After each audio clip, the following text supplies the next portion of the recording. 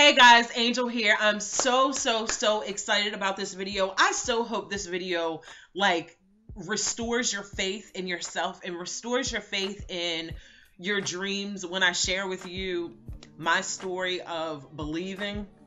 Um so years ago, oh my god, this was so long ago. I was sitting on my couch and watching TV and I had this quick vision of a bookmark.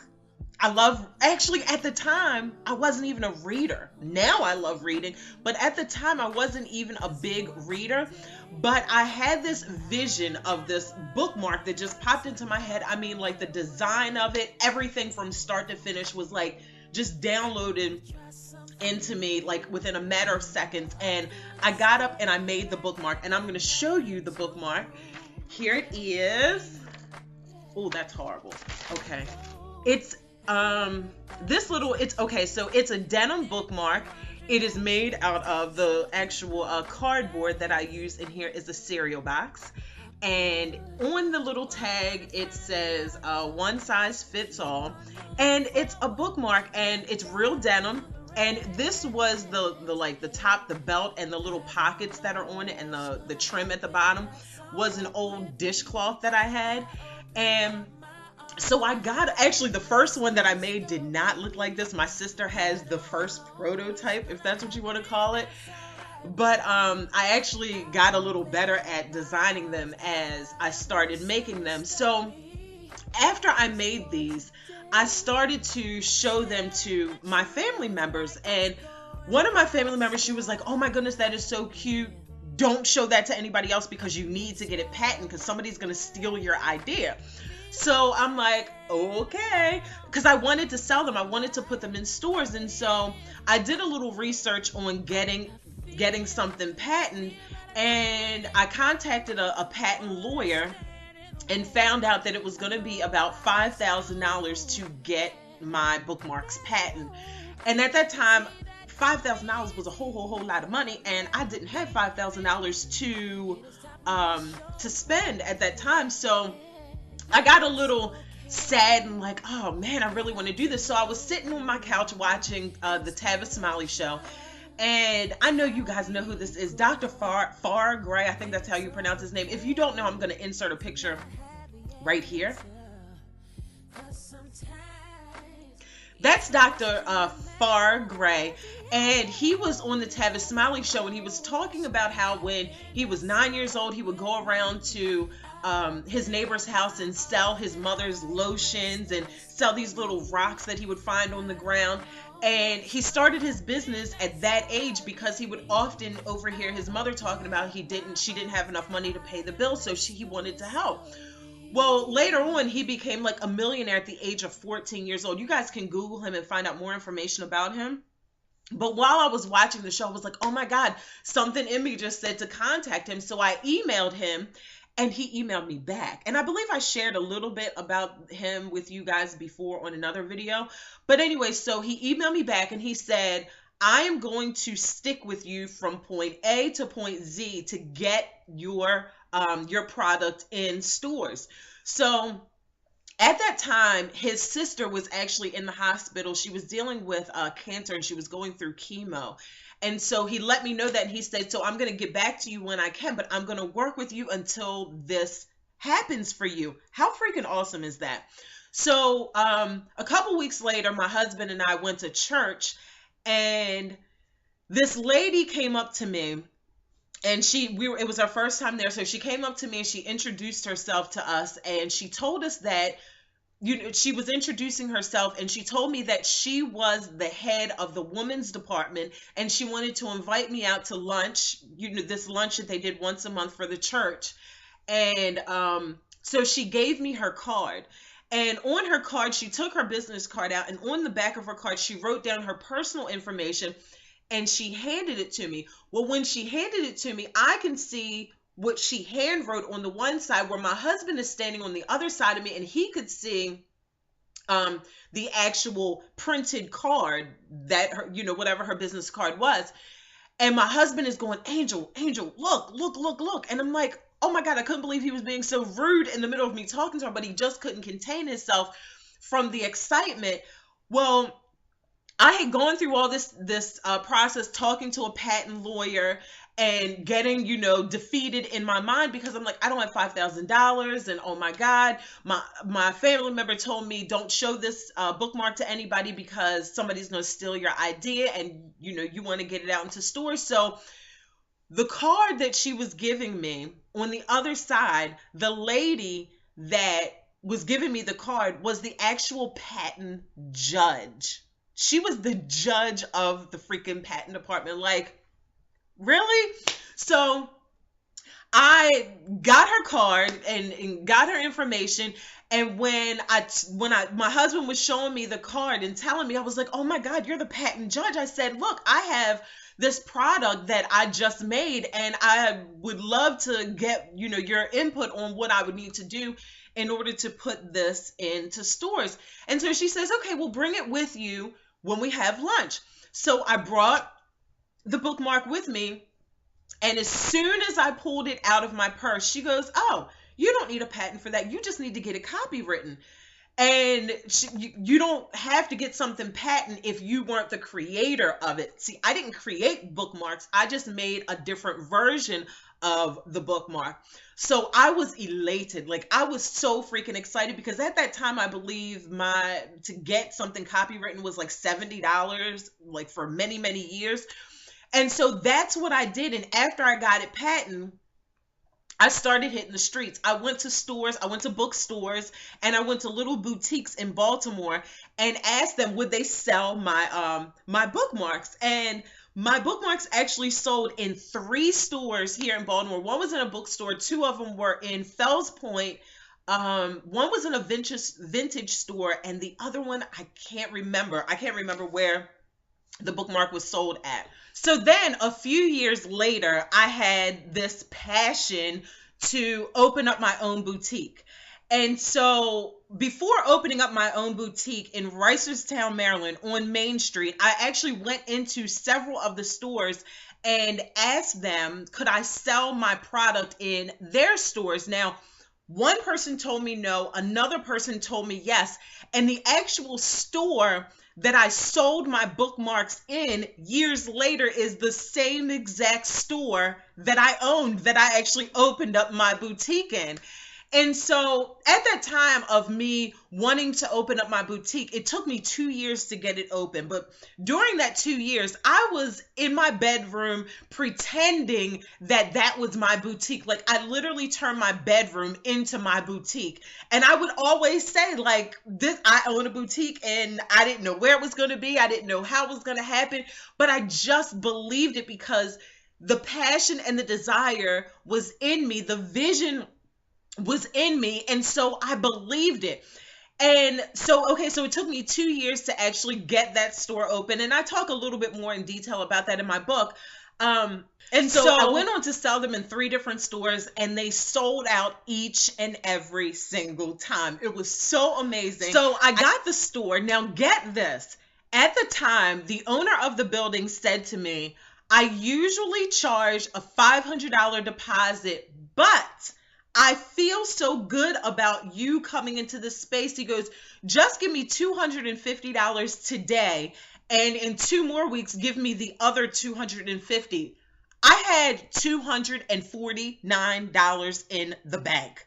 That was it. So I wrote the check, literally went home, found $1, put it in the bank so the check would clear. Now, I'm sure Susie Orman would have told me, denied, okay? That was so crazy when I think about that now. And so that was all the money I had. I had no money for inventory. I had no money. I didn't even have the $250 for the next week to come. Well, you guys know I've shared with you before, my husband is a welder. And so with him being a welder, sometimes he would get government jobs where they would go work on government buildings, and his pay would instantly increase. And so the very next week, he got a government job, and that government job lasted about a year long. And so at that time, he would clear, after taxes were out of his check and everything, he would clear $1,700 a week. So I went berserk. I started going crazy. I started buying my supplies. Well, I really wanted a showcase. You know, the showcases that you display your stuff in the store. Well, the least expensive one that I could find was $600. And I was like, I don't want to spend $600. That's a lot of money. And so my sister had called me and asked me to come to the mall with her. And I really didn't feel like it, but I did it anyway. And so when I went there was a store in Owings Mills Mall called the Leatherman, and he was going out of business. And so when I walked in, I asked him how much is he selling his, everything in his store was like for sale. So I asked him how much was he selling his showcase for. It was the exact same showcase that I was looking for. And he said, I'll give it to you for $50. I was done. $50? Are you kidding me? So I bought the showcase. Then I went around his store and I was buying up all the little, the mannequins. He was selling me the mannequins for like between $5 to $15. So if I would have never went to the mall with my sister, I would have never saw all the things that I needed from my store. And you know, in the Bible, it says that God will direct your steps. So when you get these inspired ideas and when you get these visions and when you get these gnawings in your gut, take action on them. I don't care what the economy is doing, because let me tell you something about the economy. When the economy is going bad, there is always somebody making money, and most millionaires are made during a recession. Why? Because things drop so low and they understand to purchase during that time and build on that. So when the economy starts to rise back up, they're going to be the ones sitting on top while everybody else is being defeated because they think they can't make any money or they can't start a business in a recession. So whatever ideas that you guys get, go for it. So anyway, so I got into the store, and at the time, my main thing that I made was purses. You guys know I love me a cute bag. Oh my God, I love me a cute bag. So I called the phone company and I asked them for, getting my business line up and running. And I wanted the last, what is it? BAGS. I wanted the last 4 digits to spell bags, BAGS. So it would be 2247. So he's, typing, getting all my information. And I said to him, I said, could you tell me if 410-517-2247 is available? I said, because my store is, mainly about purses, and I wanted the last 4 digits to be bags. And he goes, okay, give me a minute. And so he typed it in. He goes, ma'am, I got to tell you, he said, I get a lot of people wanting to, I can't remember the technical terms of what that phone number is called, but when he said, I get a lot of business people to call in and want their number specific to a certain number so it can spell something at the end. He said, and in the he said, in 12 years of me working here, the first time I ever run a number through, this was the first time it has ever gone through in 12 years. He goes, usually I have to tweak, the area code or the first 3 digits. He goes, but the number is available and it's yours. And I'm like, yes, that was another miracle. So then I needed to open up a business account, a business banking account. Well, at that time, y'all know I was living a raggedy life. And I owed the bank some money. So in order to, you guys know, when you don't pay your when you got bounce checks and negative accounts, in order to open up another account, you need to pay what you owe, because they put you through check systems, and nobody is opening up an account when you got, negative accounts other places. So I called in the morning to find out exactly how much I owed, because I was going to go after my store closed that day and go pay my account so I could open up a business account. So I called that morning. That morning, she told me my total, and it was like $200 and something. So I didn't remember the exact dollar amount because I needed to get a money order. So I called back the same day, hours later, that afternoon, and I called to get the specific dollar amount so I could write it down, go get the money order. And she said to me, Miss Richardson, you have a zero balance. There is nothing for you to pay. And I was like, just this morning I called and the lady told me that I owed $200 and something. And I said, I couldn't remember the exact dollar amount. That's why I'm calling back. And she said, ma'am, I don't know what to tell you. You can't pay anything on a zero balance. So I was like, you got to be freaking kidding me. So I didn't know what to do. So I called my church, Empowerment Temple. Pastor Jamal Harrison Bryant is my pastor. Oh my God, I love that man. So I called my church, and obviously I didn't get to speak to Pastor Bryant. So I spoke with the assistant pastor at the time, and it was Minister Chris. And I spoke with him, and I told him my situation, that I called the bank, and what should I do? She's telling me that I don't owe anything, but yet earlier that morning I did. And he said, Angel, take it as a blessing and just move forward. Go on with your dream. So that's what I did. And so the bank account became zero. I didn't have to pay anything. I mean, there were so many things that just started lining up. And the whole point of this video and the moral of the story is, I don't care what is going on in your life. If you have a vision, and if you believe in that vision and you take action every single freaking day, doors will begin to open for you where there were once walls. People, places, and things will start aligning themselves to assist you on what God is calling you to do. Guys, I got to tell you, as far as like the economy is concerned, if you don't think in a manner of defeat, if you keep your thoughts high, keep your thoughts and your vision focused on what God is calling you to do, you can't fail. You just can't fail. If you hold on to your vision and believe in yourself, and you guys know, I failed the 9th grade 3 times. Never got my high school diploma, never got my GED. And by the way, my husband never got his GED or his high school diploma either. So we are just like two believing people, just literally making money from our gifts and our talents.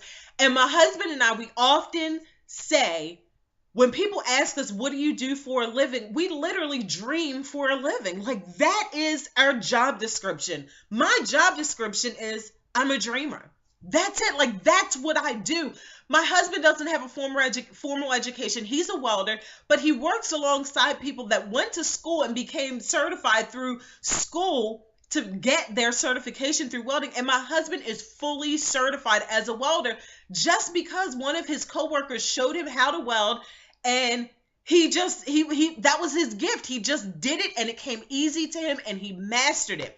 And so, guys, just believe. If you have a vision, and it's just like this, okay, so here's my bookmark, and say, this is me. And I'm just believing, and I may stumble and I may fall, and life circumstances may happen. And as long as I got my eye on the prize, even when I fall, as long as I can still see my vision, I'm going to get back up and keep going. The only reason why people do not accomplish their dreams and do not do what God is calling them to do is simply because they give up. That's the only way to fail, is if you give up. And the other thing is,